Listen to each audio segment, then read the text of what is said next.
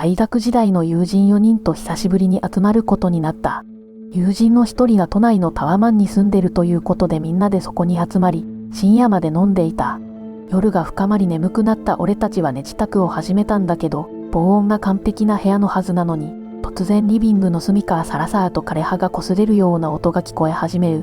窓もドアも閉まっているのに、部屋中を冷たい風が駆け抜けるような不気味な感覚。異変を確かめようと全員で部屋を点検したところ、今度は壁から低くうなるような音が響き出す。そしてなぜか閉まっていたはずのドアがカチャッと開いて、鈴木は本店で